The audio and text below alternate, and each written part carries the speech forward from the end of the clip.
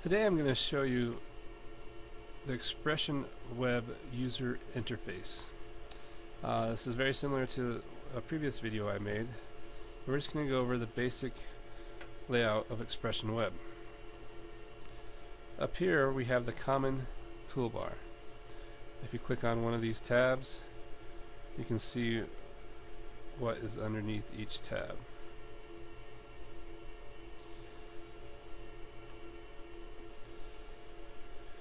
Here you'll notice we have what's called a breadcrumb trail.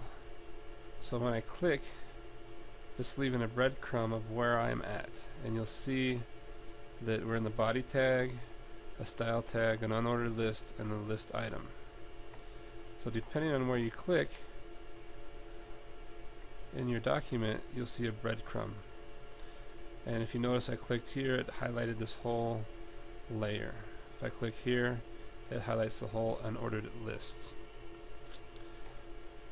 Right above the breadcrumb trail, we have what are called the file tabs. You have the site view, which lists all the files in your site, and you can just scroll to different files that you have open. For example, I just opened a file and list, and you can look through the different files that you have open. If you want to close a tab, just click on the X and it closes that tab. Over here is called the folder list. When you create a site, you'll have a folder and you have all the files in that folder. You'll notice the ones with a little pencil is the ones that I have open. These indicate that they're web pages. This is an image, and this is a template that we'll learn about later.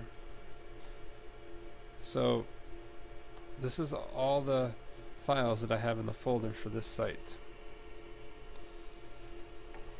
Over here in the bottom right hand corner, we have what's called a layers window. If you do not have a layers window, you need to go to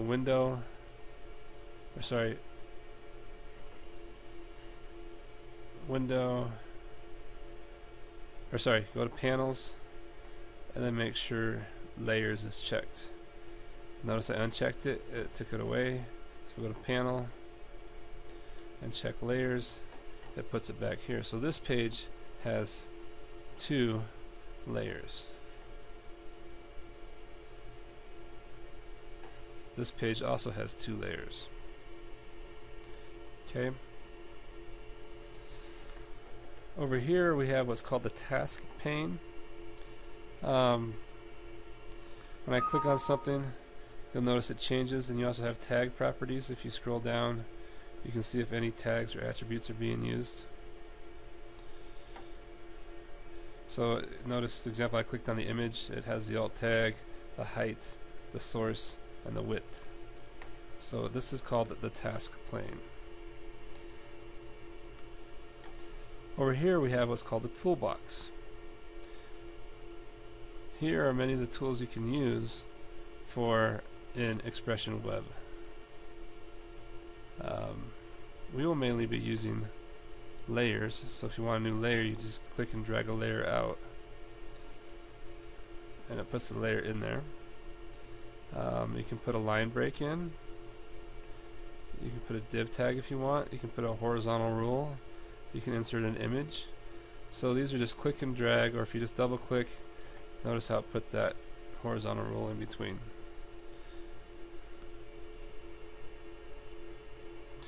And down here we have the different views. You have design, which we're currently in, split, which shows you the code, and notice if I highlight something, it highlights it in the code up here.